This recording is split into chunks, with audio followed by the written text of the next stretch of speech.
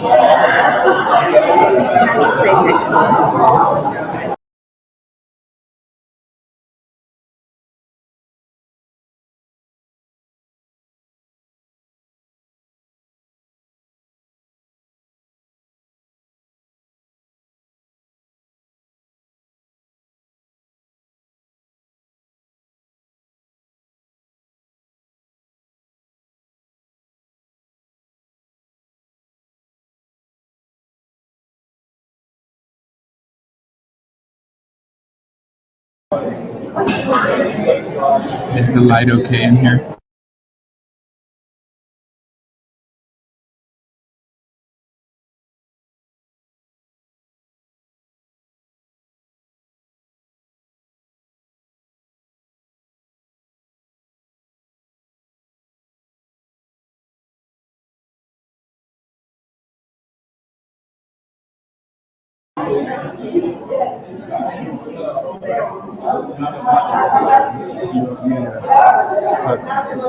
Sort of herd people in.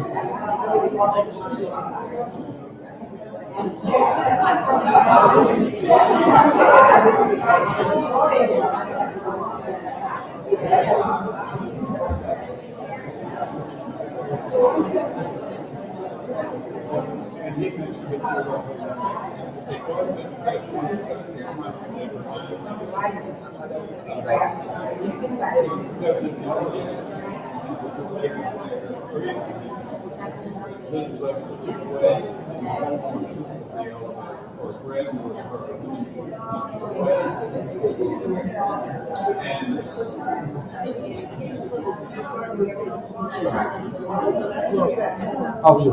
I'm well. How are you? My name's Steven. I'm Etta. Wait, Steven Thomas. Nice to meet you. Yes,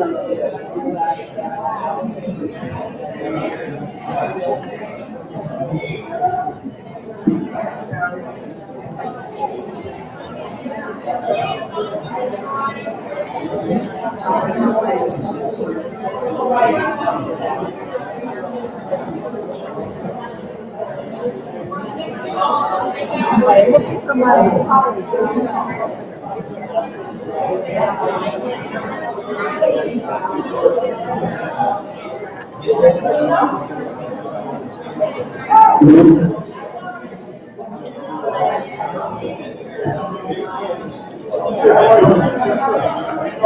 Right there. Yes, sir.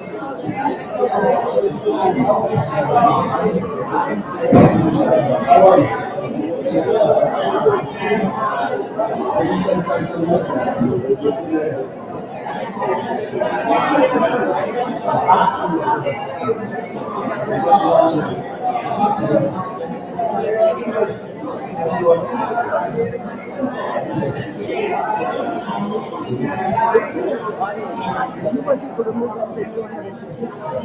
no, I was just taking quick photo shots. Okay, no, I'm not saying it. No, that's okay.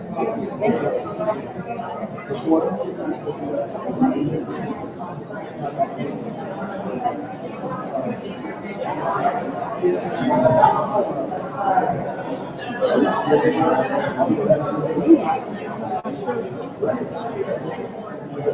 I think someone just releasing her.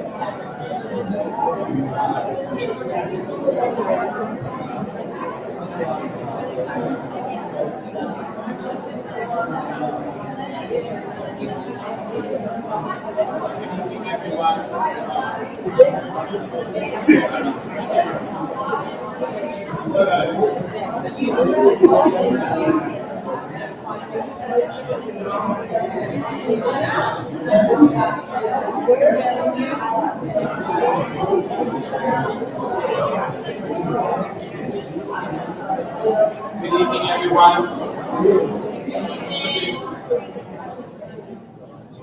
Welcome. Once again, we're here at the 10th anniversary of Coming to the Table National Gathering.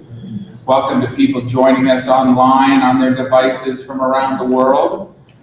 We're glad that you're here to join us as well. Coming to the Table provides leadership, resources, and a supportive environment for all who wish to acknowledge and heal wounds from racism that is rooted in the United States history of slavery. And we're very fortunate this evening to have with us Dr. Etta Fields Black, who is Associate Professor of History at Carnegie Mellon University. Her research on the transnational history of rice has taken her to Africa and South Carolina and Georgia Lowcountry. Requiem grows out of this research and her personal connection as a descendant of enslaved people in coastal South Carolina. And Etta has donated a signed copy of her first book, Deep Roots, for our auction, for which we are very grateful and for which you should bid a lot. A special thanks this evening to Jill Strauss for arranging to have the presentation this evening. Please join me in a very warm welcome to Dr. Etta Fields Black.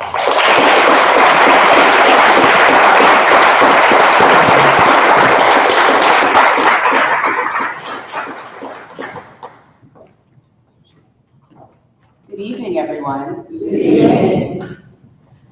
First of all, I want to thank the organizers of the 2016 National Gathering of Coming to the Table, Tom DeWolf and Jill Strauss. I am very, very grateful for their invitation. I'm very happy to be here with you this evening, and I'm very excited about our time together. I would like to thank the Requiem for Rice sponsors, Carnegie Mellon University's Center for the Arts and Society 2015-17 Performance Initiative, the Pittsburgh Foundation, and the Heinz Endowments. As well as the Requiem for Rice partners, we have a number of local partners in Pittsburgh without whom we could not do all of the things we want to do. Low Country Africana, which is not local, but they are one of our partners. University of Pittsburgh African Heritage Classroom Committee, and Simbin, the Film and Arts Festival, as well as, of course, the Low Country Rice Culture Project and the Color of Music Black Classical Musicians Festival. And last but certainly not least, I want to thank Requiem for Rice partners, our expert web design and social media team, Chandra Williams, Trisha Raid, and Francine Ali, who keep our audiences connected. We're building an audience in Pittsburgh, we're building an audience in South Carolina, we're trying to build a national audience. And I hope we're building one right here tonight in Harrisonburg, Virginia. And our team came out from Atlanta to Harrisonburg to conduct the live stream tonight. And we are very, very grateful because without them, we could not do this. So, will the microphone scream if I move the podium a little bit? We'll find out. Okay. There we go. Better. I'm at the age where I need my birthday glasses. And I hope to get away with not wearing them tonight because I'm on film. How about that? Darn it. Vanity, a little bit. Okay. So this is what I'm going to do tonight. I'm going to introduce you to the Requiem for Rice project. I'm going to try to frame it for you. So what is it? Why are we doing this? And why in particular am I writing a libretto for the Requiem? And then I'm going to read for you a little bit from the draft of the libretto. I will first talk about the structure. I'll talk about the movements. It includes samples from primary sources on which the libretto and the Requiem are based. I'm also going to show you some photographs as I'm reading from the libretto draft. And these photographs are of two sets. One, 20th century photographs from the South Carolina and Georgia low country, rice plantations. So these are freed people in the early 20th century who are cultivating some of the last crops of rice. Second set of photographs, and many of them will be side by side, juxtaposed against one another, will be photographs that I took during my field work in West Africa. Okay? So these are peasant farmers in West Africa, in the Republic of Guinea, growing rice. And what I'm hoping is that this will allow you to visualize the cultivation process and also to visualize the conditions under which enslaved people labored, as well as the agricultural technology that they contributed to the commercial rice industry of the Low Country, South Carolina and Georgia, but also of the US South. So I want to give you these visuals as we talk about the libretto. My assumption is that only a few people in the room have ever grown rice. Am I right? Raise your hands. You've grown rice? Woohoo! All right, wonderful. Okay, then I'm hoping that we will have plenty of time for an honest and very lively conversation about the work. And I am really looking forward to your questions. I'm looking forward to your thoughts. I'm looking forward to hearing what moves you, what strikes you, what puzzles you. I really hope that we'll have a very fruitful discussion because this is very much a work in progress. This was the first draft that ever saw the light of day. The libretto will go through many drafts, but your feedback is very helpful, particularly from members of an organization such as Coming to the Table. Okay. I think we're ready for our first slide. All right. So why do we need a requiem for rice? A requiem for Africans who were enslaved on low country rice plantations. Between the late 1400s and the mid 1800s, an estimated 12 million men, women, boys and girls, husbands, wives, and children were stripped of their liberty, captured, marched from the interior to the coast, imprisoned, sold, and forcibly removed from Western Africa. During the terrible, brutal, dehumanizing voyage through the Middle Passage, African captives were stripped of their legal personhood. Those who perished crossing the Atlantic Ocean in the Middle Passage were left unburied. Approximately 10 million captives survived the Middle Passage and disembarked in the New World. Of the more than 160,000 captives who disembarked in the Carolina and Georgia colonies, an untold number were sold to planters in coastal South Carolina and Georgia. Approximately 60,000 of these captives were purchased in West Africa's Upper Guinea coast, where the inhabitants had grown rice for hundreds, if not thousands of years, before the advent of Europeans and the transatlantic slave trade. The ingenuity of captives from the Upper Guinea coast, not just the brute labor of the enslaved, helped South Carolina planters to to identify a staple crop and subsequently launch and sustain South Carolina's commercial rice industries. Enslaved laborers made South Carolina rice planters the richest planters and the largest slaveholders in the U.S. South. They were the largest slaveholders in the U.S. South.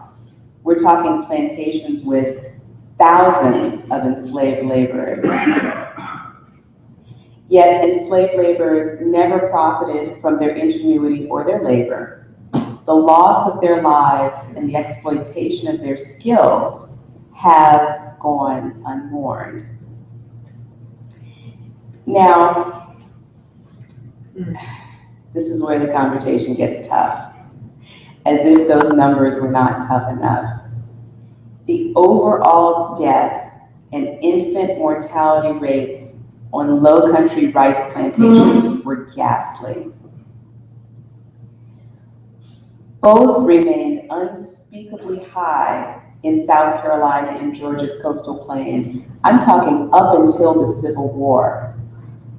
Through the Civil War, after death rates in other parts of the U.S. South had abated, after the rest of the enslaved population in the U.S. South was reproducing itself, the population in coastal South Carolina and Georgia, rice plantations never did. Because the floods that fertilized the inland and tidal rice fields also created a deadly environment for enslaved Africans. 2/3 of enslaved children born on rice plantations in the 19th century died before they were 15 years old. Almost 40%, and this is a conservative estimate, almost 40% of infants lost their lives during their first year. And in pockets of the Low Country, such as along the Savannah River, the enslaved population suffered a 90% death rate. This is between 1833 and 1864. Diseases such as chronic malaria, respiratory ailments, and cholera proliferated in the swamps, stagnant waters on all low-country rice plantations. And I hope that when I said 1864, bells went off in your head. We'll talk about that in a minute. Enslaved infants, children wasted away from tetanus and what planters called puniness. Gastrointestinal and bowel diseases afflicted them with deadly bouts of diarrhea. No slave was spared malnutrition or winter early spring work, ditching and repairing the rice irrigation system while standing knee-deep in cold, wet swamps. Women were particularly burdened with arduous tasks of rice pounding, overwork during pregnancy, and too soon after childbirth, as well as infection working in the swamps a few weeks, we're talking 3 to 4 weeks after leaving childbed. These factors contributed to immune deficiencies, low infant birth weights, and overall high mortality. In addition to miscarriages and stillbirths, which historians have no way of quantifying, to the infant-child mortality rates would have made these ghastly rates even more horrific. The death rates, and this is for the 19th century, for which we have relatively good records. So we can only imagine that the death rates in the 18th century, when the commercial rice industry is really taking hold, would have been even more shocking. Disposable in life, Africans who were enslaved on low-country rice plantations have been forgotten and neglected in death. Many of their graves, located by low-country creeks, are today unmarked and untended. This is why we need a requiem for rice. Next slide, please.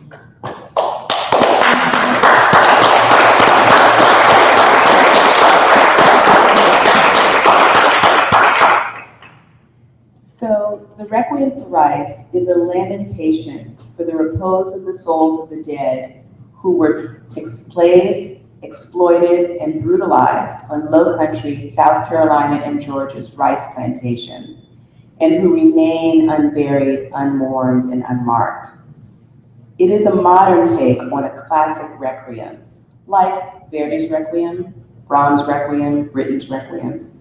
It will be performed by a full symphony orchestra and choir.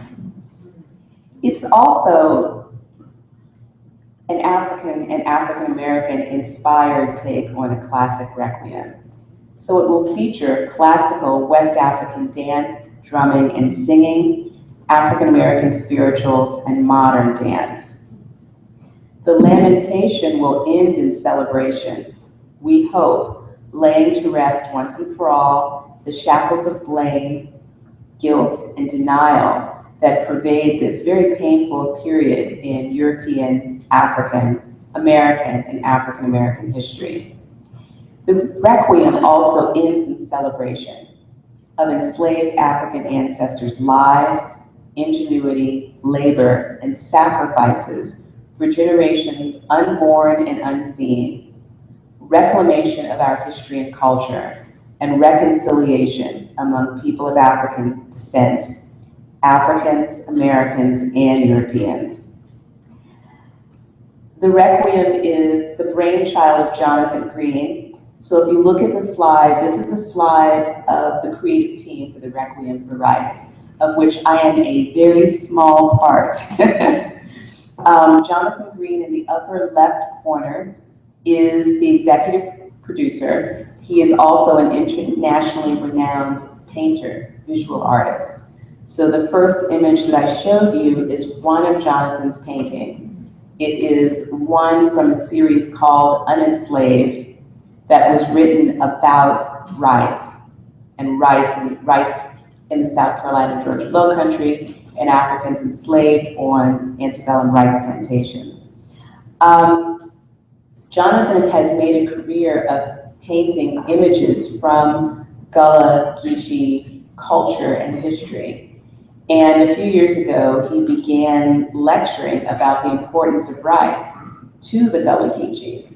Now, this is something that some historians before me have written about, that really didn't have a place in Gullah Geechee identity. So we have Jonathan to thank for bringing this very important history to popular attention. Jonathan attended the 2014 inaugural Color of Music Black Classical Musicians Festival in Charleston. It's an annual festival, takes place every October, and the Requiem will actually open at the festival in 2017. And it was after the final performance, which is always a Requiem, and that year it was a performance of Verdi's Requiem, that Jonathan Green decided, we need a Requiem for Rice. And he recruited the remainder of the creative team, Lee Pringle, who is founder and artistic director of the Color of Music Orchestra and Festival. Myself, Etta L. Fields Black, I'm writing the libretto and co-producing the Requiem. Composer Trevor Weston, who teaches at Drew University and is a wonderful classical composer and has composed a number of pieces that are historical in nature. So classical music pieces about the African American experience. Trevor is composing the score, and we are collaborating on the lyrics. And award-winning filmmaker and director Julie Dash. Many of you may know Julie's Daughters of the Dust, which is, if it has not been already, will be re-released this summer for Blu-ray. So Julie is interpreting the story through film. Jonathan put together this team so that we could tell this story. And the Requiem, as I said, will open in October 2017 at the Color of Music Festival in Charleston, South Carolina. Now, next slide, Tom. Because I have personal skin in the game. I am an academic historian. I have been writing about rice for about 20 years now.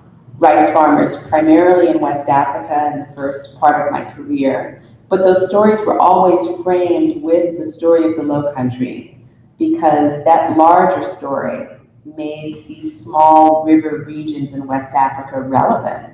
So I've been engaged in the South Carolina and Georgia Low Country from day one.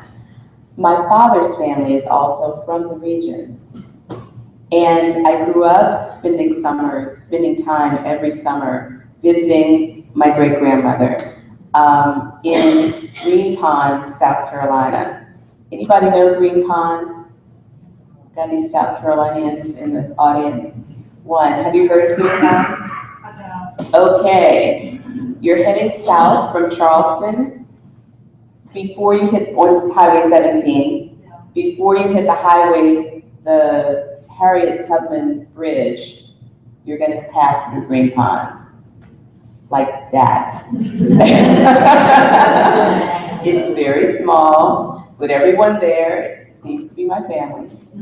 And as I knew as an adult that going south on Highway 17 on both sides of the highway, there's nothing but rice fields. I knew that intellectually. We know a lot of things intellectually. But none of my academic training in objectivity and emotional distance, in fieldwork methods or archival research, or my 22 years of academic research on West African rice and rice farmers prepared me to, I can't say find because they weren't really lost, to be sent to the plantation cemetery where my father's people are buried and to see the disgraceful state of their graves. That was 2013. It took generations of migration north, New York, Philadelphia, south, Miami, where I was born and raised. Dislocation, separation, and denial of legacies of enslavement for this great-granddaughter to ask the question, where is the old cemetery? And in particular, the question was, where are the fields buried? I knew where my grandmother's family was, owned by the AME Church, Pines Community Cemetery. I didn't know where granddaddy's people were, okay? So being that great-granddaughter has given me a very heavy sense of responsibility to tell the story and to tell it to a broader audience. I have written about the transatlantic slave trade, the Middle Passage, and enslavement on both sides of the Atlantic for more than 20 years. I teach about it, sometimes twice a day, twice a week, for an entire semester at Carnegie Mellon. But when I was confronted with the reality of my own family, the details of which I am still uncovering with a lot of help, I had to find a way to tell the story to a broader audience, to bring people together, and to make something beautiful out of something that is very, very painful. And so when Jonathan Green asked, I said, yes, I don't really know what it is, but I'll write a Requiem.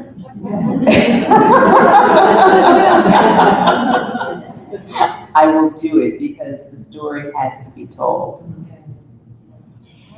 So, the libretto. The libretto is set after what is called the flag storm of 1891. This was a hurricane and a tornado that hit the Georgetown region of South Carolina, where some of the South's wealthiest planters, largest slaveholders, owned rice plantations. And the hurricane, it was the first in a series of hurricanes, devastated Black and white families in the area. Some families lost generations in one night.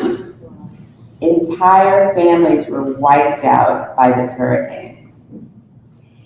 And as I said, it was the first. So in rapid succession, there were a series of hurricanes between 1891 and 1900, which destroyed the hydraulic irrigation system.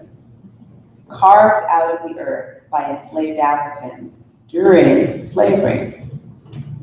And even with 21st century technology, the thousands of miles of rice fields, the work of our hands, and the genius of our minds remains.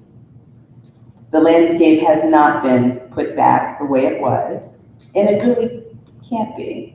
You know, we've got backhoes, we got bush hogs, we have all kinds of mechanized technology now. But the landscape, it's not cost effective to return the landscape to what it was to this point.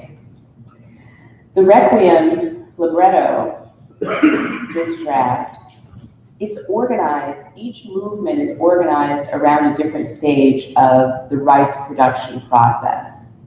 So we're going to grow some rice here tonight. From ditching to processing. And it highlights the humanity and the ingenuity of the enslaved.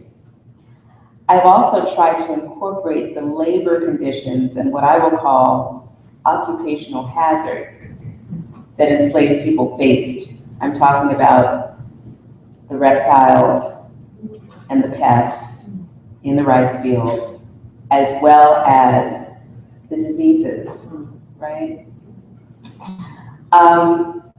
In the photographs, you'll see enslaved people built this technology in South Carolina and Georgia on West African prototypes.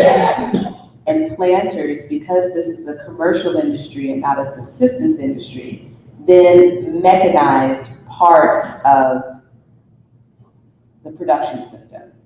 We're going to try to look at the prototypes tonight. Thus, the segments of the rice growing cycle are common in West Africa's Upper Guinea Coast and the South Carolina and Georgia Low Country. You will see a lot of similarity in the photographs. I will also highlight for you important differences. And in the libretto, each of these movements where on the surface I'm talking about growing rice, as I go deeper, I'm connecting to different historical moments. So enslavement, Reconstruction, as well as earlier periods of history, such as West African cultural and spiritual traditions. And you will see on the slides at the top that I'm giving each movement a provisional title, and I've linked that title to an emotion. Okay? And the emotions are raw. Some of them are quite raw, and I'm going to try to tie all this together. We'll see. So Tom, let's go to number 1.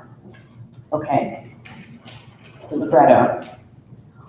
Wielding axes and shovels, loading baskets of earth on their heads, our sons and daughters leveled raw swamp to mathematical exactness. The work of African hands, genius of African minds, strength of African bodies, built a huge hydraulic machine.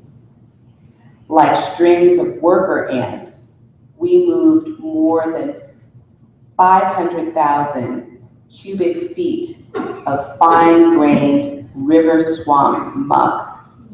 In South Carolina alone, 3 times larger than Cheops, the world's largest pyramid.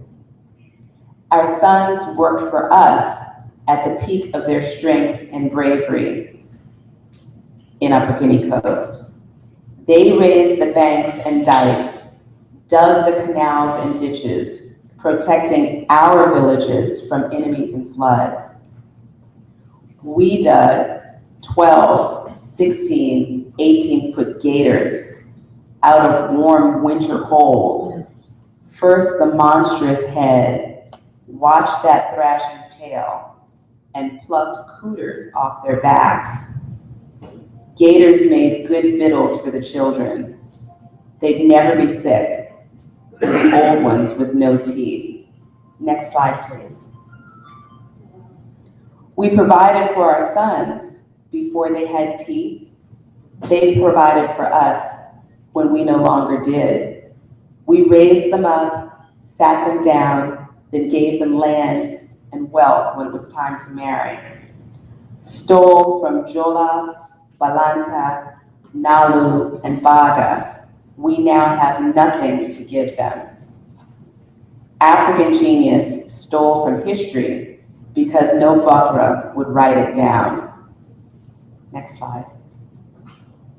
Clearing, uprooted, felling thousands of acres of mighty cypress trees, clearing the land, chiseled it with hoes until the swamp floor was as level as a billiard table, climbing wooden stages to reach trunks 40 and 50 feet tall and 10 to 12 feet wide.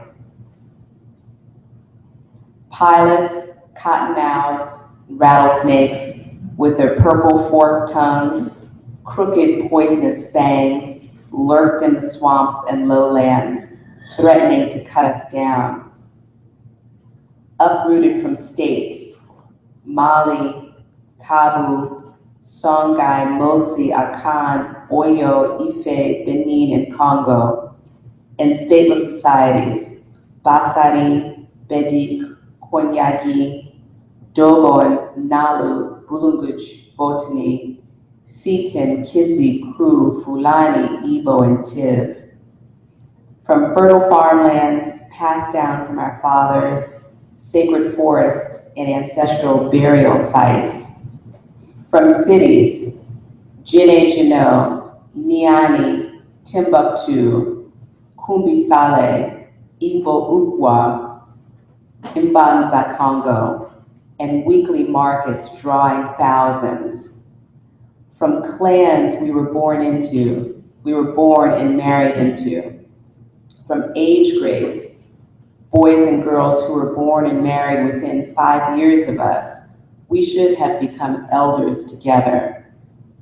From priestesses and priests whose chant, trance, and healing practices kept open channels of communication between the living and the dead.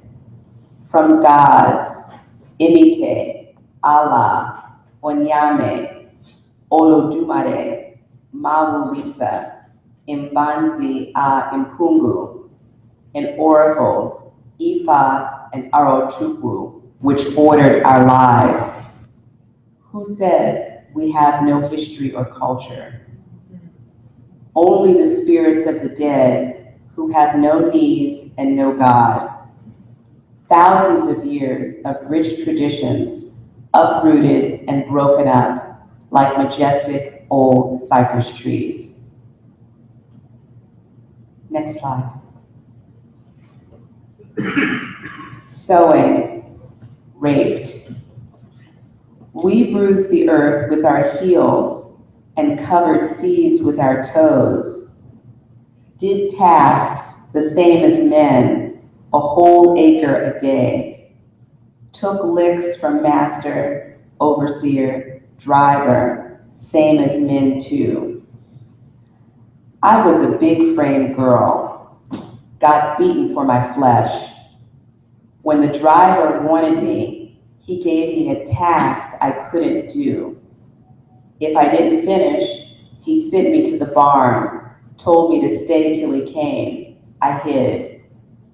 He dragged me out, laid me across a barrel, arms spread and tied, feet tied to the floor. Gave me 25 to 50 lashes until my blood ran all down the barn floor and reduced my rations to boot. My sister was sickly, never could clear her task. My mother worked herself half to death, finishing sister's task so she wouldn't take a beating. Women in a family way, almost broken in two, with hard work, too close to or soon after their time. Our mothers tied their babies on their backs as they worked in the rice fields for our families. We were separated from our young, while all the women were driven to the field as long as we could swing a hoe. falling in our wombs, weakness in our spines, aching joints held under cold water, breeding, bearing, sucking little slaves for master and missus, little slaves doomed to early deaths in the sickly season and swamps. Did the earth consent to its penetration? Could we? Next slide.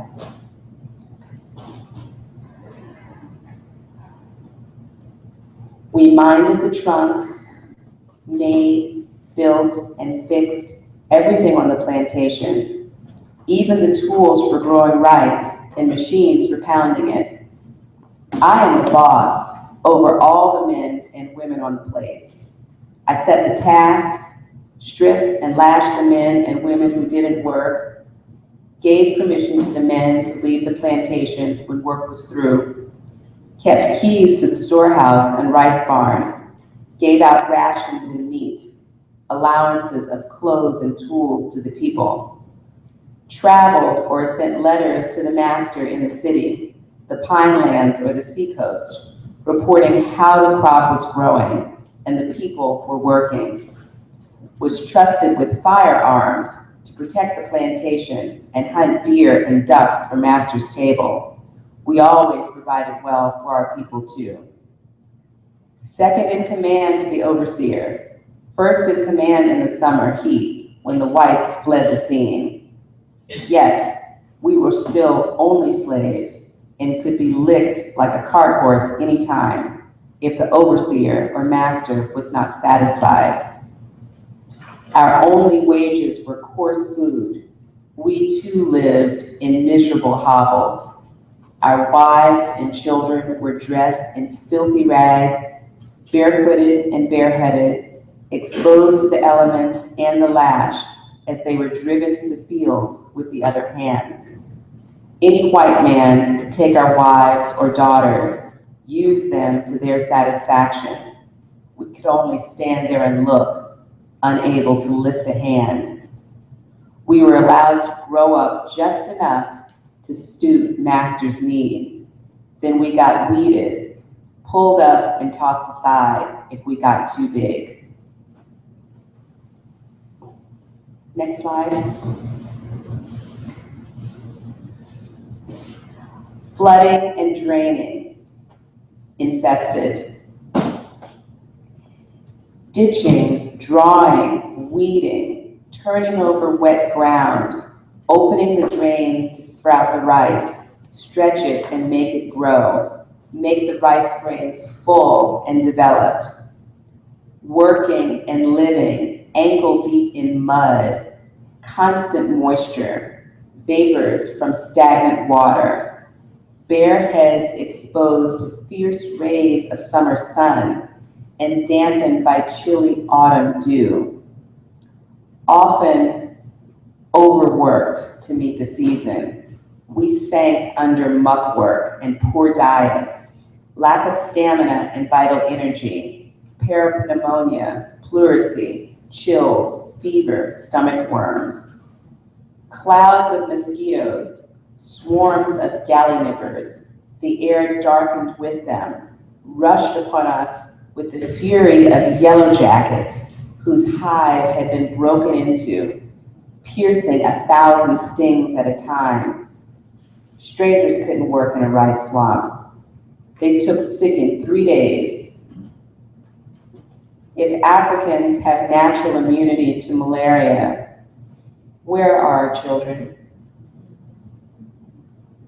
Until the Civil War, 90% of them died before age 15, 40% in their first year of life. We've lost so many. They all go so.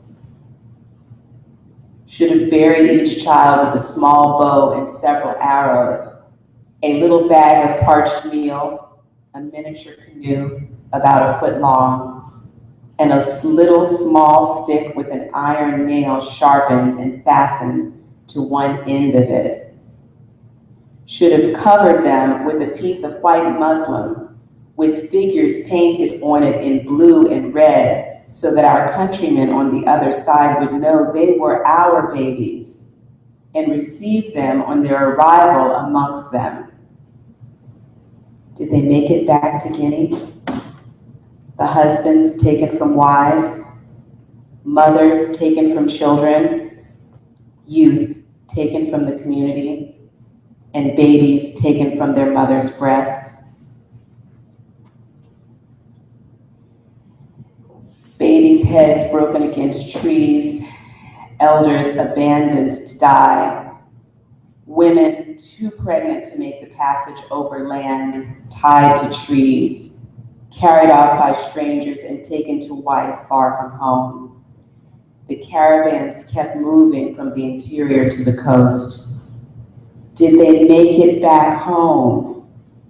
Those who saw the water's edge and jumped, refusing to board the slave vessel. Black bodies stiff as boards before they broke the water's surface. Some who could swim held their breath, inhaled and filled their lungs with water. Others refused to eat, refused to be lashed, and flew back to Africa, back to the land of our ancestors. 10.5 million captives arrived alive in the New World. 10 to 15% perished in the Middle Passage. Only the strongest survived. How many millions died of disease, famine, warfare, and kidnapping in Western Africa? How many millions died embarking and disembarking slaving vessels? How many millions are buried beneath the water? How many thousands were eaten by sharks? Will we ever know? And will historians ever ask? It is unnatural for the old to bury the young, and for our ancestors to remain unburied, unmourned. Watery graves have no marks. Too many violent, senseless deaths. The circle cycle is broken. Make the graves north to south, not east to west, so the spirits know we drowned in the floods of the Atlantic and the flooded rice fields. Pass the babies over the graves, lest their mothers come back to claim them. Plant cedar trees to mark our sacred ancestral resting places. Dark, disturbed, deceased, trouble the waters. Trouble the living until we honor our dead. Aset, Yemaya, Mamiwata, take us back to the water, back through the floods to find our way through to the light.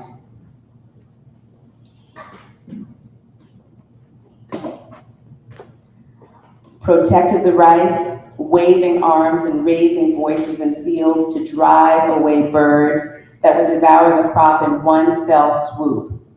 Bent our old buckles, cut your rice with hooks and 2 hands, bundled and stacked it. When the war broke out, even our northern friends thought Black men too timid and cautious and lacking in the pluck to actually fight against whites, particularly the planters and slaveholders who held us and our families in bondage. They said we lacked the character to fight in our own defense. Planters abandoned the coast and stole Africans from coastal cotton to mainland rice plantations. They kept us in bondage months after the Emancipation Proclamation went into effect. On some rice plantations, Blacks were enslaved until the truce was signed and the soldiers showed up. Enter the West African gods of war and justice: Ogun, Macholi, Heracahudi, in the form of Hunter's Regiment, Harriet Tubman, and the 1st and 2nd South Carolina Volunteers. Black troops had voluntarily met more dangers in their escape from slavery than any white young captains had incurred in all their lives.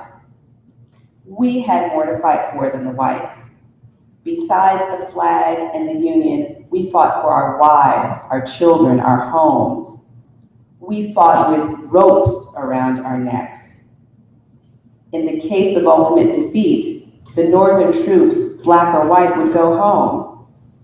The 1st and 2nd South Carolina must fight and be hung or be re-enslaved.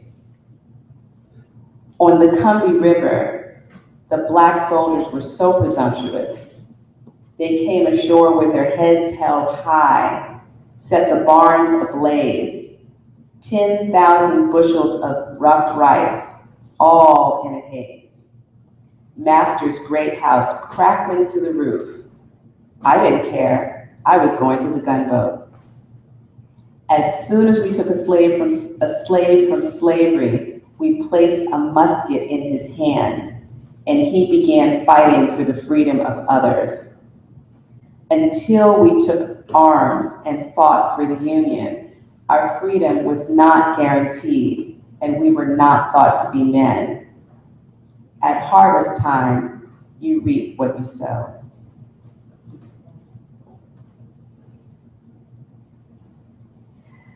Processing, pounded, exhausted from field work, nursing, and cooking. After the day's work was done, we had another task: to pound rice for market.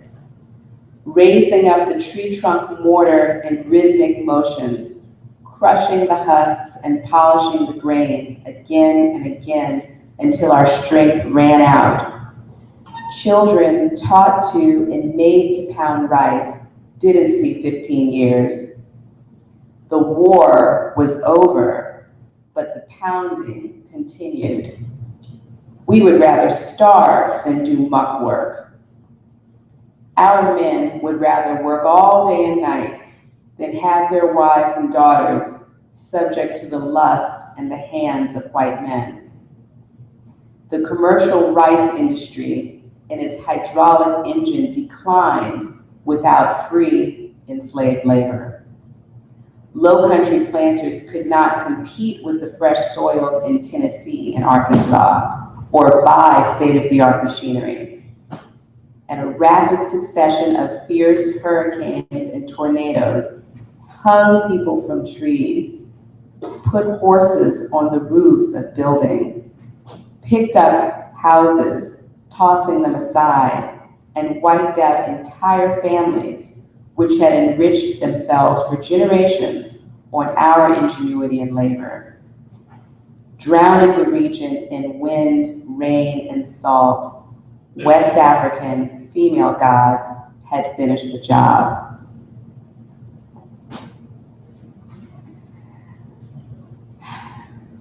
Fallowing, abandoned.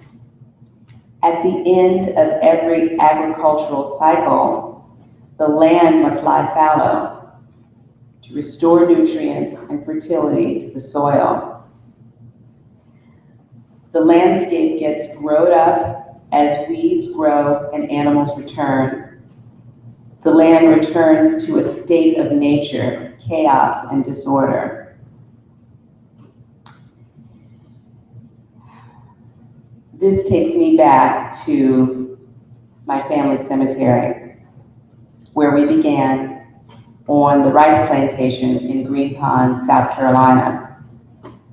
When I finally found my way out to the grown-up cemetery in the woods, I could hardly identify the burial sites of my ancestors. Unmarked, they were little more than depressions in the ground.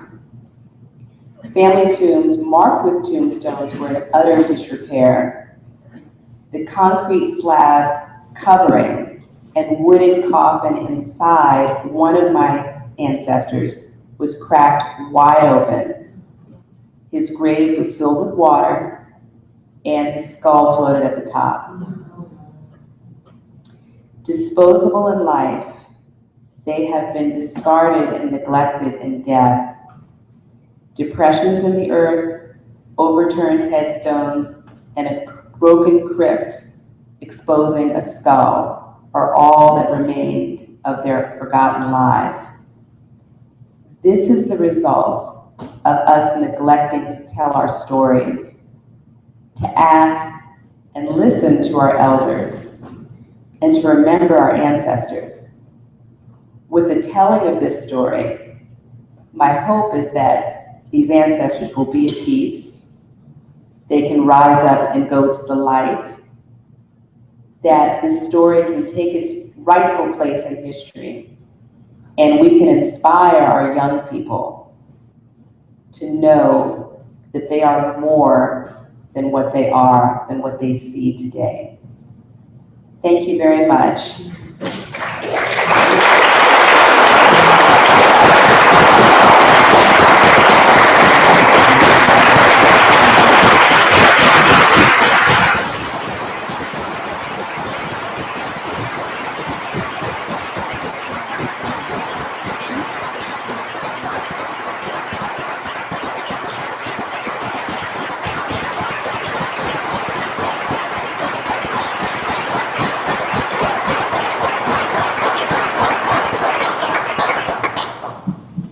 Now, I cannot believe that I succeeded in timing this perfectly. This never happens. So we have an hour to talk, and I'm very interested in your thoughts and your observations and your questions, in your gut and visceral reactions, and I'm very grateful in advance. So the floor is open. Yes. When you were talking about the women planting the rice, it said something. When you were talking about the women planting the rice and being an acre a day they had to do, that seems, I watched rice farming in Asia, and that seems multiples of what a human being can do and survive. Is that a correct impression? When you're speaking of planting? Yeah. Yes. Yes. It's interesting because one of the things I attempt to do in the libretto is to show aspects of the rice farming system that are really unique to the Low Country. One of which would be task labor, which is not only used in rice, it's also used in cotton. But it does seem to be, historians think that this is something that's really a unique feature of the plantation organization, labor organization in the Low Country. And many women on many plantations, a woman in her prime would be expected to do the same amount of work as a man. And it is an inhuman amount of work. It's an incredible amount of work. Also, when I talk about the pounding of rice, that women would do field work and housework and cooking, and then be expected to pound rice on top of that in these inhuman amounts. And one of my colleagues, Judith Carney, has actually quantified, for example, how much rice a woman would pound in West Africa for her family. And she could be pounding it 3 times a day, because in some areas at some times of the year, people would eat rice for breakfast, lunch, and dinner. And then how much a woman would be expected to pound in South Carolina or Georgia in this commercial rice industry. It's astronomical. It's astronomical, the difference between the subsistence economy and the commercial economy. And the same would go for planting or ditching or just about any other portion of field work. The interesting thing is that when you read the sources, the planters will say, oh yeah, once they finish their tasks, they can do whatever they want to do. And I think sometimes they're finished about 2 or 3 o'clock. Well, that's not often the case. And if you had someone with that kind of physical capacity, quite often they're helping family members who are weaker, sicklier, younger, who need assistance in finishing their tasks. Because every day, if you don't finish your task, you're beaten. you're whipped. And so to help avoid those family members suffering that physical brutality, you know, people who could do the work would try to help someone else. Didn't always work out that way, but they would try.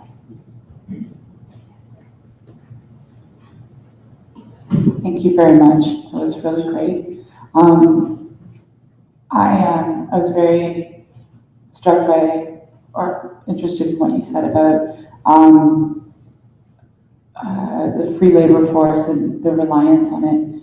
And because once it seems to me, just in my mind, I lived in Taiwan for quite a few years, about 5 years, that's not quite a few, but, and I spoke with, there are a lot of Americans over there, and many of them who aren't teaching English are doing rice research, and the slave labor that doesn't exist over here just got moved over there.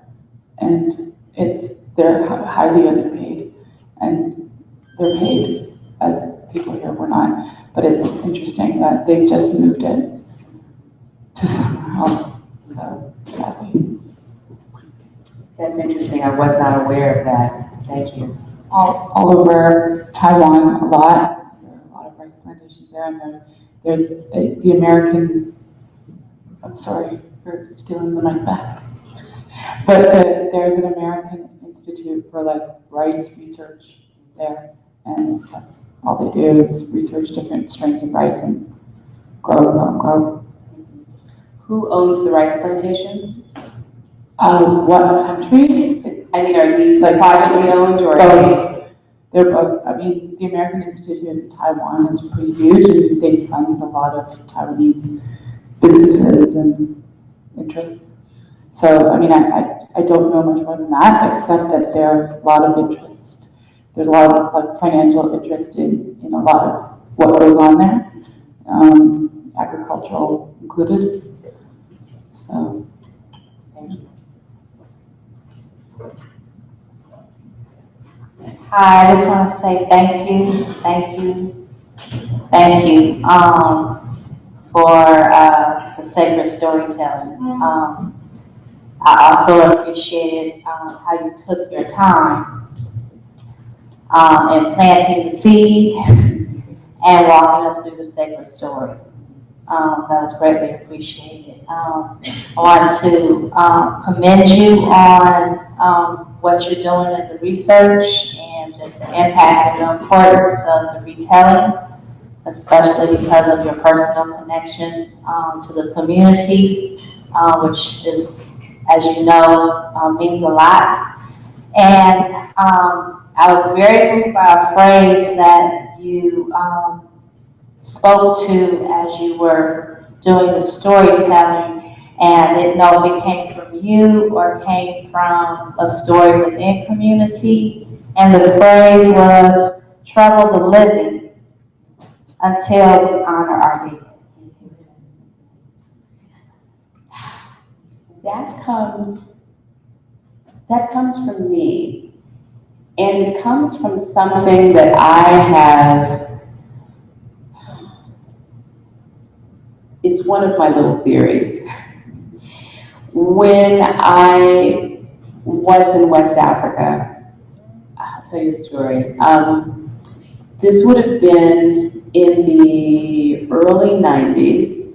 It would have been in Sierra Leone. This was during the Civil War, and I was traveling and doing research in Freetown, but around Freetown also. Don't tell my mother, but I actually left the capital city and went up country in the middle of the Civil War. And one of the things that struck me was there were a number of funerals. The first funeral was for a woman who died of tuberculosis. And that right there floored me, because my response was, she didn't die of tuberculosis. Nobody dies. You know, I got my TV shot here, right? People don't die of tuberculosis. That was my response at the time.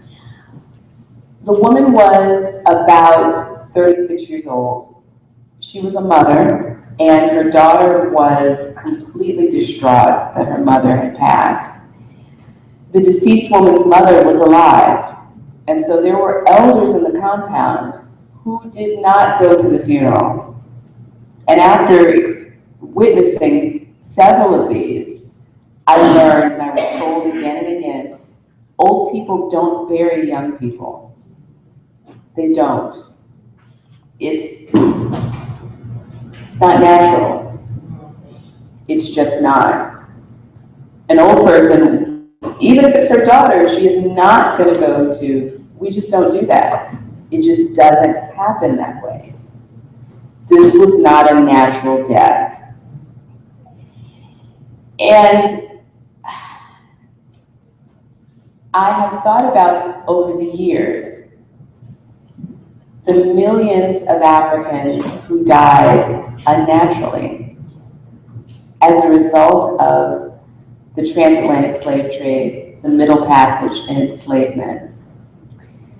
The numbers of young people who died in warfare, famine, disease, the passage, and then enslavement, overwork, etc. And it's one of the things that haunts me, and I can't find a better way to say that. It's not something that Dr. Fields Black, as a historian can really talk about. And so that's why we need a Requiem.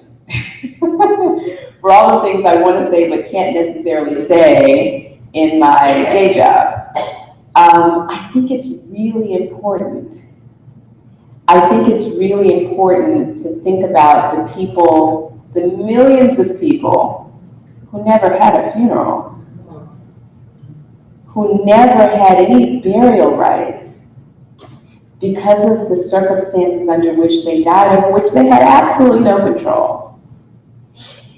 And in many African, and specifically West African cosmologies,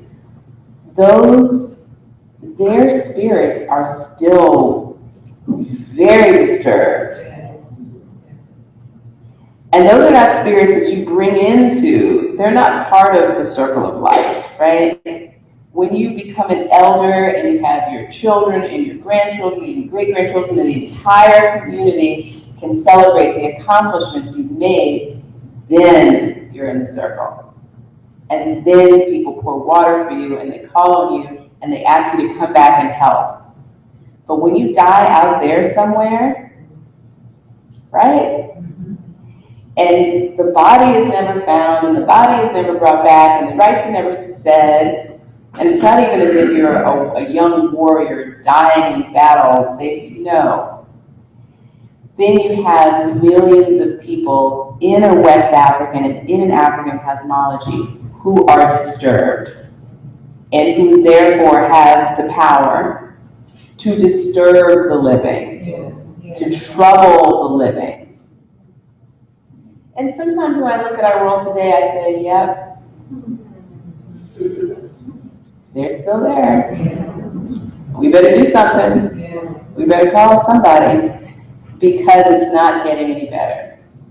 So that came from me, and it came from a very deep place, a place that I have not discussed with a lot of people, but now here it is on live stream. But it comes from a very African place. And it's a place that I see and I feel very connected to when I'm in the Low Country.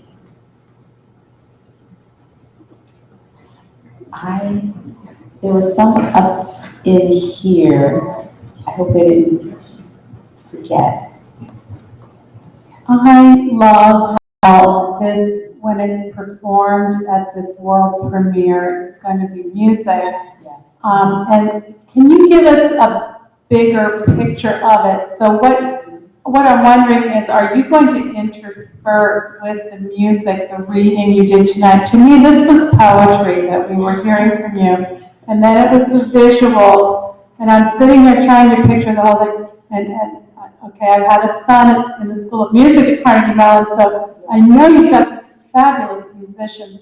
I'm trying to picture the whole event of this world premiere, and I was wondering if you could give us the picture that you envision. I will try, because we're still envisioning it now, and I am the least visual of the entire creative team. So I can say this. The Color of Music Black Classical Musicians Festival is a classical music festival. There will be a full orchestra, a full all-black orchestra. Black musicians, black soloists, black conductor, black composer, and they are awesome. The full choir will be on stage. Now, the set design, costume design is being handled by Jonathan Green.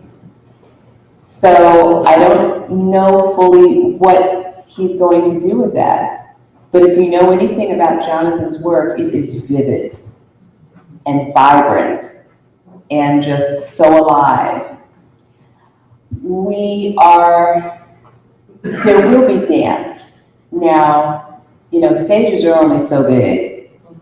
And if you're talking about a full choir and a full orchestra, that's a lot of folks with a lot of big, round, bulky things. So we've had some discussions about whether or not the dancers will actually be on stage or if the dancers will be filmed. So that's a question that Julie Dash is handling. And I don't have an answer to that tonight. But there will be movement. There will be West African dance. There will be modern dance. There will be interpretations of all kinds of movement. I'm thinking from the actual, I did it. There, let me set my shoe up. So, I'm standing here all night like, oh, I can't do it, I did it. So, planting with your toes and with your feet, there's so much movement related to rice production. So I'm thinking about not only the labor practices, but also something that's more interpretive, right? I talked about the drumming and the dancing, there will be African drumming. This is the latest piece because we want the performance to live beyond October 22nd, 2017. The historian in me, and I'm deputizing everyone in the team to be a historian, as I have been deputized to be an artist.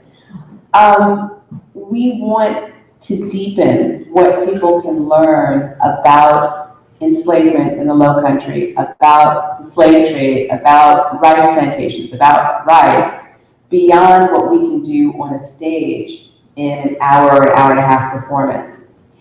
So we're talking about transmedia. We're talking about some kind of interactive, there's a couple words I'm supposed to use here. Interactive, immersive, that's it. Educational, technological something. Whether it's an app, basically. An app, something on the website that people can go deeper and learn more. Now, I'm at Carnegie Mellon. So we have a lot of educational technology people over there. And I hear from my colleagues that there are people who actually go to a performance, and while the rest of us are watching on stage, they're on their phones interacting with the performance. While that is not me, and I suspect it's not most of you, these are people in a different generation than us, we're we're exploring that.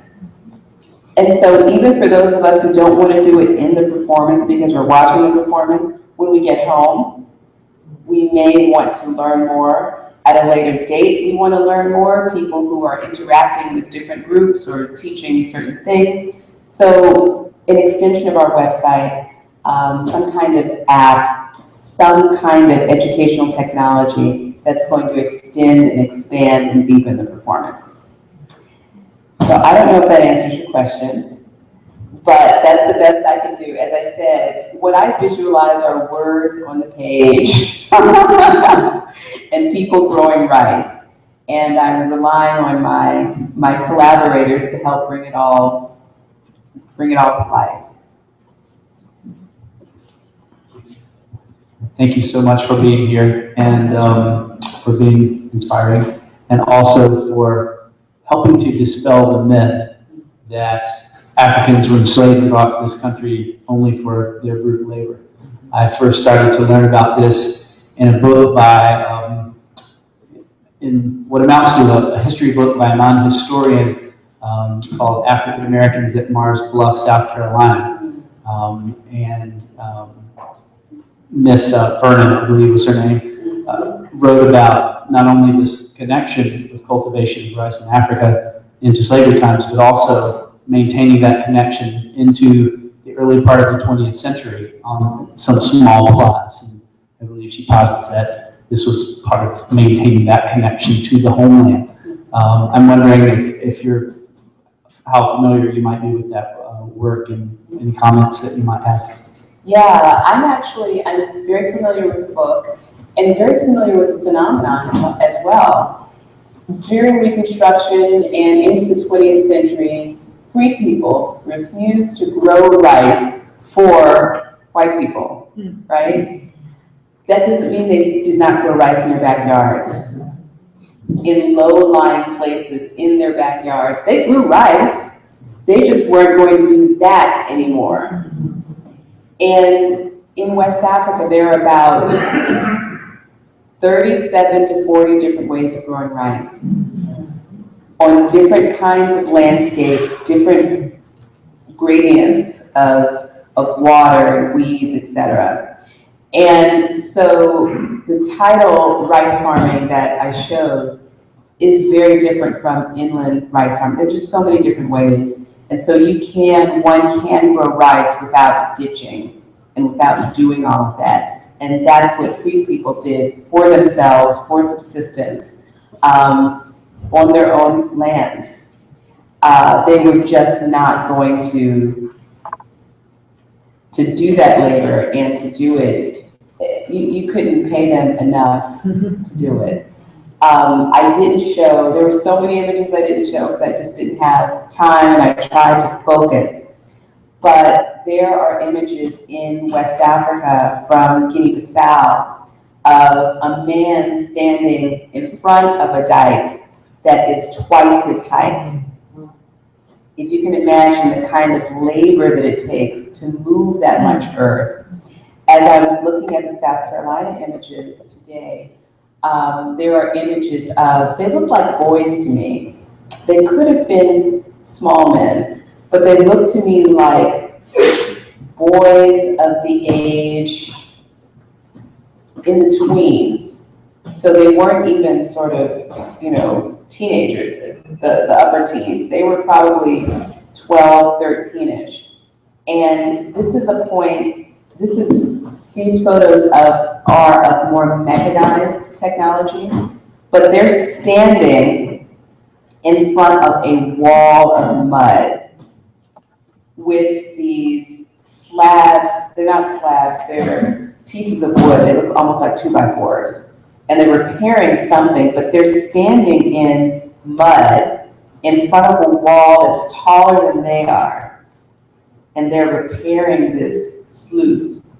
It's as if they're building a rice trunk is what they're building with these pieces of wood that I don't know how they're securing it into the mud. So that's the kind of thing that people were not going to do anymore, but they still very much grew rice. My great grandmother grew rice, I hear, in the back of her house, down there in Green Pond. Even people in Beaufort, Mars Bluff is up north, Beaufort is south. Beaufort is not a rice growing area. It's a little bit coastal. It's on the coast. And the rice plantations are on the mainland. But even people in that southern, more coastal area grew rice in their backyards, on their farms. That wasn't the region for commercial rice growing, but these are free people and free families growing it for subsistence. Yes, a circle here. Thank you, Tom.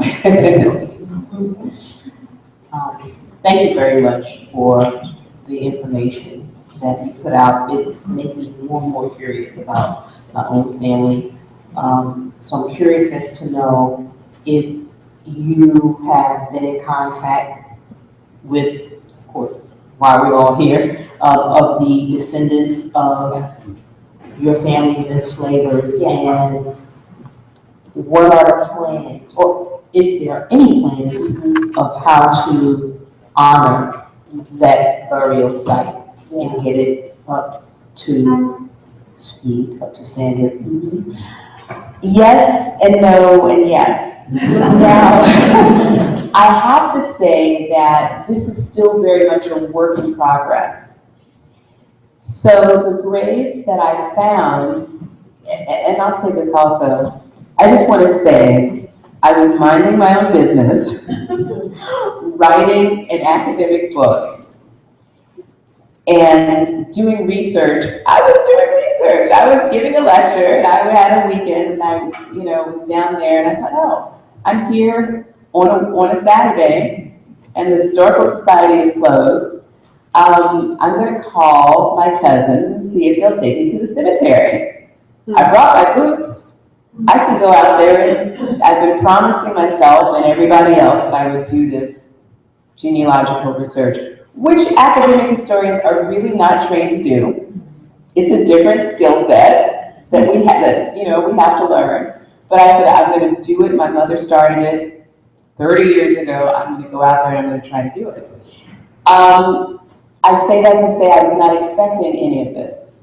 And it's really been an unfolding process because my grandmother's people are buried, as I said, on the land that's owned now by the church. Granddaddy's family, I found, is buried on these plantations. So what I know is, and the graves that are marked, these are 20th century graves, okay? And the 19th century graves, many of them, the ones that are sort of the Fields family, they are not marked, okay? So I have found documents that link my great-grandfather to that plantation. My great-grandfather was free. I know that he worked for the family that owned the plantation where I know now that he's buried. My point, I don't know yet, and that's before last week, I didn't know where they were enslaved, okay? I do know the family that owned the plantation where the 20th century graves are located. And they owned that plantation from about 1890s up until the early 2000s. I know them. I consider them friends. I reached out to them through mutual friends in Colleton County. I've been warmly received by them, and I embrace them as well. And one of the interesting things that we found, because I found my great-grandfather's draft card, which was signed by their ancestor as their employer. And I had to go to them and say, can we tell me more about this? And literally I'm going to them saying, can you tell me about the Fields family? because the patriarch of our family, who sent me to the plantation to find these unmarked graves, has passed. And nobody else seems to know where we're buried. Do you know where we're buried? Because we don't remember. We're in Miami, New York, Philadelphia, and we don't know where our ancestors are buried. Maybe someone in your family remembers my family, because we don't have any memories. And I found that I had a few documents that they didn't have, and they've lost family members, right? So we have this shared history, and nobody knows it but us. And those of us who know it are getting fewer and further between every day. And the documents don't tell it all when we find those precious documents, you know? So I do know them. Now, I had to get some help because this is a really hard job. As I said, I'm not trained to do this. And I was working on this book, which I'm still working on. I'm working on the Requiem. And now I have to find out about the family, right? I have to. And I've promised the family that I'm going to do this. And I can't let them down. So I want to give a shout out to Tony Carrier, Low Country Africana, who is just everybody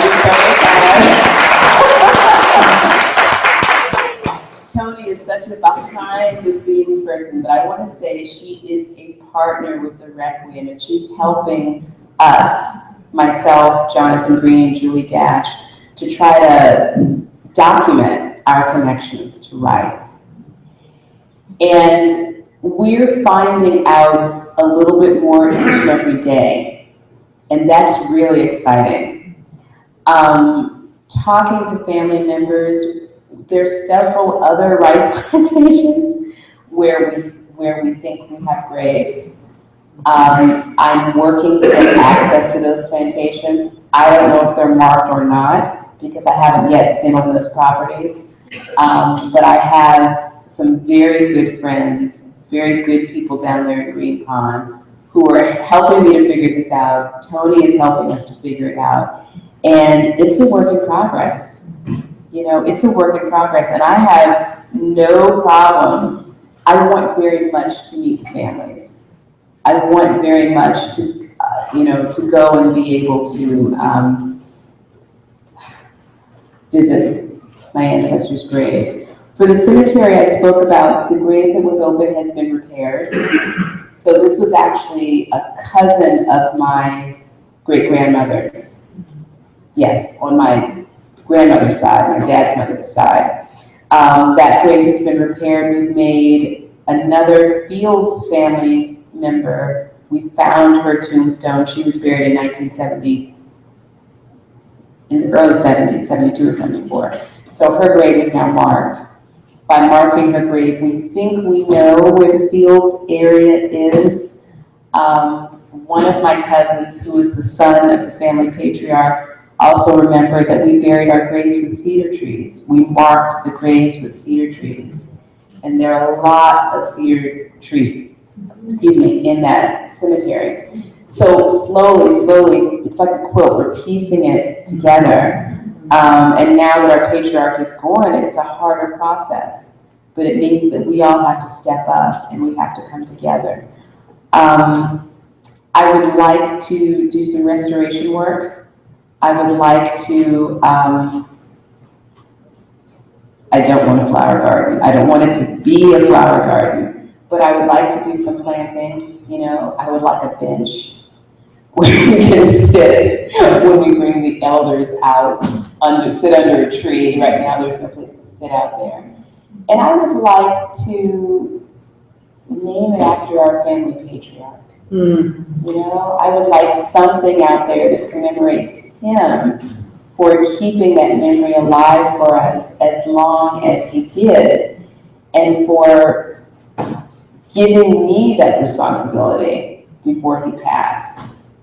because he gave it to me, and as I said, I have to now. It's my responsibility, I feel, and I can't let him and the rest of the family. Thank you. Yes. Hi, I'm Rochelle, and I'm from Athens, Georgia. I remember you, at some point you mentioned flying back to Africa. Yes. Was that a reference to the story of Drums and Shadows? Yes. Of the Flying Negroes? That was the reference to Eagle's Landing. I saw an amazing talk by Dr. Taya Miles a couple months ago, about the same time I learned about coming to the table, in which she showed a picture of Eagle Landing. And that was actually in my mind as you were speaking. It was at a symposium about coastal history and environment.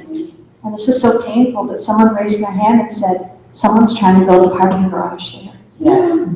And when you say Gullah Geechee, unfortunately, the first thing that comes to my mind is an urgent sense of threat against the culture, the onslaught of big houses and property taxes rising. But it seems to me like this could have a role in somehow fighting that. Have you considered that? Do you have ideas about that?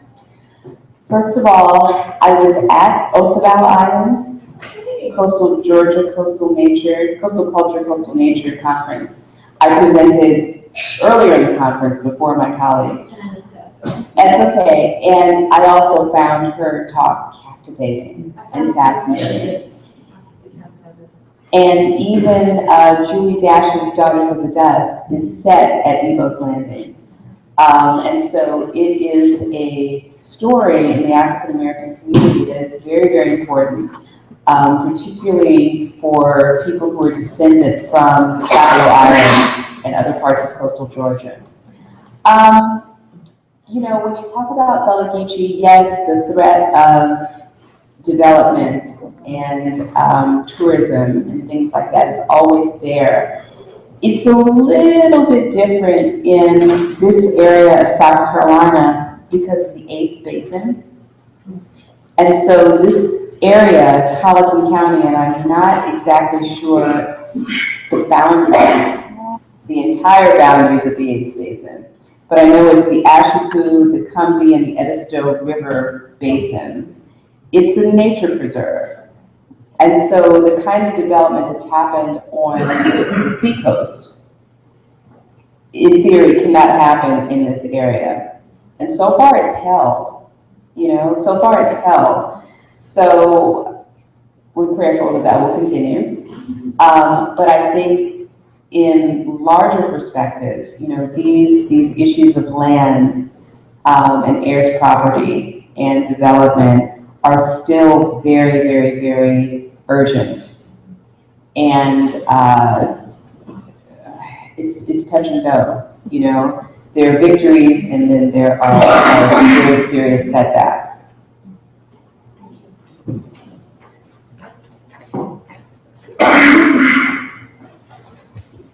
Thank you so much for your work and your talk. My ancestors had Colerain plantation in Georgia, which was a rice plantation. Say the name again? Colerain, Coleраin. It's in Chatham County. I think they owned a few. They bought up a lot of land. And I'm wondering, you said you're still writing your book. Do you recommend or know of any books about that? Or I also want to find the descendants of the people that were kept there, and learn more about what their lives were like. Two books that could be useful and interesting to you. William Duesenberg's Them Dark Days. I think the subtitle is Slavery in the Rice Swamps. Now, if you are a person who likes an adult beverage every now and again, you may need one. It's a very heavy book. It is a very heavy book. It's much of what I spoke about the mortality rates, the infant mortality rates, come from Duesenberg. And Duesenberg, Dusinberre.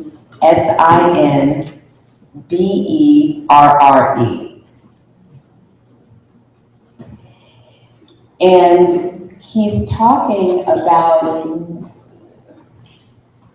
the highest mortality rates are from the Savannah River area. So when you said coastal Georgia, that came to my mind. And he compares sort of these large planter families, the biggest planters in South Carolina and the biggest planters in Georgia. And he really talks about the Savannah River area. I also thought about, are you familiar with Fanny Kimball's diary? Fanny Kimball was a British actress who married, I think she met him in Philadelphia, or maybe she met him in England, I don't remember. She married Pierce Butler, who was of the Butler family, very large slaveholders. It just flew right out of my head, right near Savannah, Darien, Georgia. And so she went and spent several months on his rice plantations and Sea Island cotton plantations. And she kept a diary. And the enslaved women picked up that her attitude toward enslavement was different. And they came to her, they sought her advice, they sought her as an intermediary with her husband and the overseer. And they came to her with a lot of issues related to gynecology, motherhood, childbearing, etc. And so she's able to, we have very, very few instances where we can hear enslaved people's voices, okay? And not the descendants of the enslaved in the WPA papers. And those are very, very important, but the actual voices of the enslaved themselves, right? At the time of enslavement and not when they're elders and, free, as in many autobiographies, which again are very useful, it's all we have. And so for Fanny Kimball, we're hearing these voices through her. She's the filter, but we're still hearing their voices. It's a very important diary, and it's a very interesting, it will give you an interesting slice of what it was like, what life is like for women, and also a comparison of the women on the rice plantations and the women on the Sea Island cotton plantations, because they sort of split their time. When that summer sickly season comes, they go to the coast where the cotton plantations are located. So those would be my two recommendations. Kimball, K-E-M-B-L-E, Fanny Kimball. Hi, first of all, thank you so much. I'm so grateful to be here for this, and I've already marked my calendar for. Yes. Along the lines of the previous question, have you come across anything to do with the LeConte plantations, rice plantations? Where they're located? I believe it's South Carolina. I believe it's coastal South Carolina, and I'm new researching this part of my family, so I don't know the counties yet. I'm a kind of northern person, so I'm learning what I need to know. It's capital E, capital L, little e, capital C-O-N-T-E. The name sounds familiar. I cannot place them in my sort of mental database, but I may have them in my archival database. Yeah. So you're a descendant of the LeConte family? Yes. Okay. And you're a descendant of the Colerain family, which is another name that is familiar. Potter is the family. Potter? Oh, Potter, but it was the name of the plantation was Coleraine. Okay. I can check my database. Yeah. Onslow and Argyle were two of the other ones. Argyle Island? Yeah. Duesenberry. That was one of the worst. Yeah, that was one of the worst. It's not, oh, and I don't know the name of it off the top of my head, but I have it in my computer. There's a book of letters from Argyle Island, published and available in many libraries. Something about the water that caused a lot of gastrointestinal diseases, particularly among children. Yeah.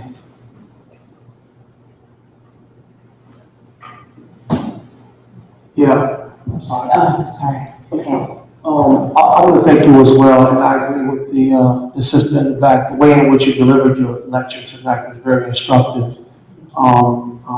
I would only hope that I can get to a place when dealing with this history, I can be as patient as you were with us tonight, and as in control as you were as well. Because sometimes that's difficult for me. And I know I'm not the only one. But a few things here, there's so much to, I don't know, unpack, and there's many intersections with what you spoke upon here tonight, and I'd just like to say a comment before asking you a question.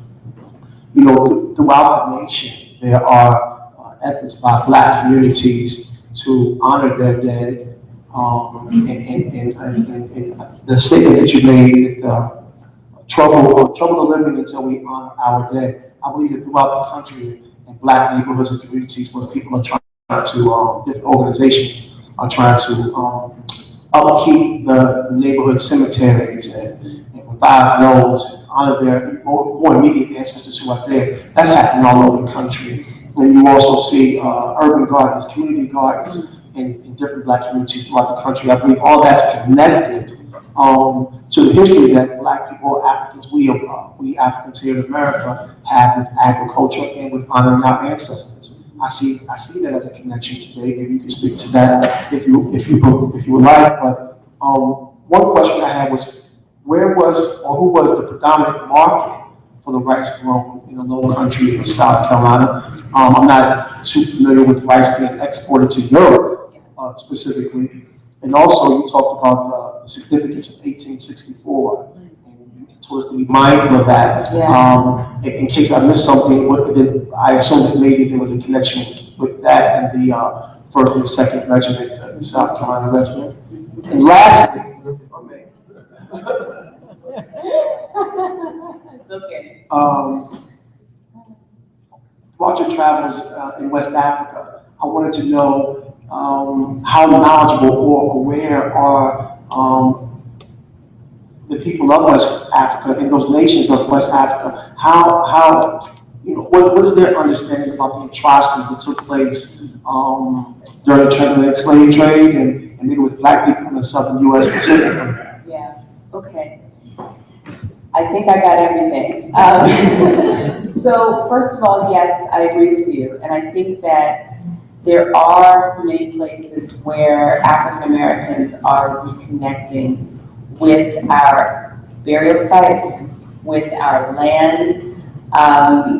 We have large urban communities, and I think many people are trying to find the rural in us all, and to really take care of our land and our dead and things like that. And I do see that as connected. I do. 1864, and if I missed something, please let me know. Yes, when I talked about 1864, I find it really interesting that when some people think about the Civil War in the Low Country, they're thinking about 1861, when U.S. forces landed Port Royal. and slaveholders flee. It was like white flight of the Civil War. My mother used to talk about, leaving the pots boiling on the stove, leaving the clothes in the closet, and they would leave. And many attempt to take as many enslaved people as they can force to go with them. Typically house servants, right? You're going to try to take the cook, the nanny, and the laundress, because you're not going to take, you're not going to do those things yourself. But also prime field hands. Many prime field hands who refused to go got shot in cold blood. Okay? Most enslaved people actually hid in the woods. They literally hid in the woods as the white people were fleeing and looking for them. And they waited for them to leave, and then they went to the gunboats. That's 1861. One of the destinations of these planters, because these planters owned many properties, and people who own rice plantations often own a coastal plantation, because that, as I said, that's where you go in the sickly season, or you go to Charleston and Savannah, or you go to the pine lands. You might even go up, to Columbia. You go upland during those months of malaria and yellow fever. So if they're leaving the coast and they're not going to Charleston, they're not going to Beaufort or Savannah, they often try to go to the rice plantations and take their prime field hands from the cotton plantation there and force those who were enslaved on those rice plantations to work and to try to increase the productivity there, because they're going to lose money on the cotton crop that they left in the field. Now, other people, when they think about the Civil War and they're thinking about rice, everybody is now talking about Harriet Tubman and the Combahee River Raid in June of 1863. So this is 6 months after the Emancipation Proclamation goes into effect. Africans in rice plantations in Green Pond, South Carolina, and a little bit further south towards Beaufort. Really, it's like one thing on Highway 17, one or two streets up. They're the ones who are being freed, right? They're the ones who are escaping in June of 1863. That's about 800 Africans, 756.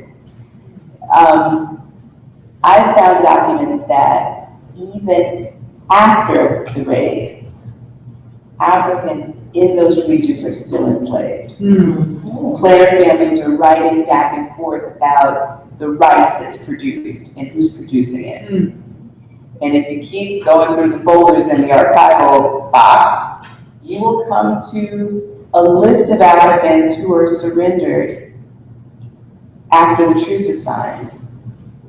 So there are people in the region who are enslaved up until, not just the truce is signed, but until the soldiers come and say that you have to take the oath. They were enslaved up until then. So that was my reference to 1864. That's a history we don't know. That's a history we need to know. And I think that a lot of focus is really put on the coast. This is a very diverse region. And even the Civil War is a perfect example of how the experiences of Africans enslaved on the coast are different than those enslaved on the mainland, on this coastal plain where the rice plantations are located. West Africa. How are West Africans? Okay. There's a lot of silence on both sides of the Atlantic.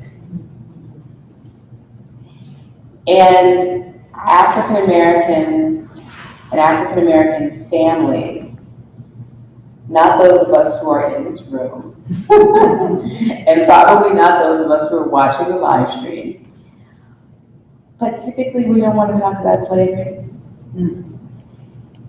There has been very deep denial on the African side as well. Very deep. And it's something that in some cases people are beginning to talk and tell the stories. In other places, the denial is still there. And I think that there's still a lot of blame. I think that, what am I trying to say? It's so deep. It's even hard to talk about. It's a lecture. That's another lecture. Because we have to look at the role, at how people were captured, why they were captured, how they lost the right to belong to the society of their birth. It's a long story. I'm happy to go into it. And there's a lot of variation depending on the ethnic group, on the state or the stateless society. And how people literally lost their identities in West Africa.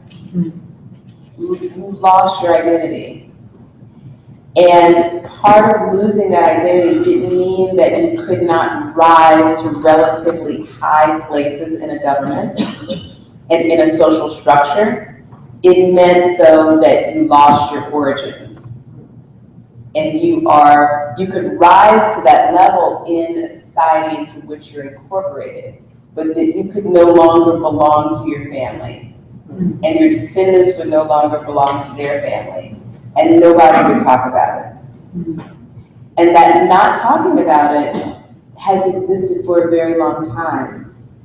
And it's just now that people are beginning to talk. Of course, we run the risk of having lost a lot already, particularly in societies where oral traditions are not kept and they're not standardized and they're not griots, which is most of West Africa. So there's a lot of work to be done. There's a lot of healing to be done. There's a lot of healing and reconciliation to be done. And I think that's among blacks and whites. That's between blacks and whites. That's also among blacks. On both sides of the Atlantic, on the northern and southern hemispheres. Who part two?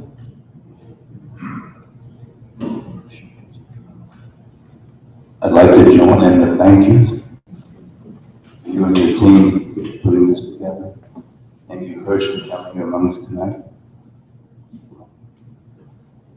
I'm fascinated and interested to hear your thoughts on the choice and choices to juxtaposition European classical music with what I heard was African drums and African dancing. And for me, there's still a space for African classical music. What comes immediately to mind is Salif Keita's wonderful Manju, where he is telling the story in song and music. And I certainly hope that as this evolves, there is an equivalency of music in telling this story. So thank you again. Thank you. Thank you for that comment. And one of the things that I have thought about for many years, and that I am bringing into the Requiem, is a redefinition of what is classical. Because when we say classical music, we think European classical music. I think West African, forms of West African drum and dance as well. So you and I are very much on the same wavelength. And we're really talking about classical music of both forms. It's a longer story, but I was president of a board of a West African drum and dance ensemble for many years, and wanted to bring, les ballet africains, wanting to bring the ballet into the ballet, right? And to bring these art forms together. And so now we get to do that with the Requiem. And I am very excited about that. I am very excited about that. Thank you. What a wonderful place to conclude this evening. Thank you.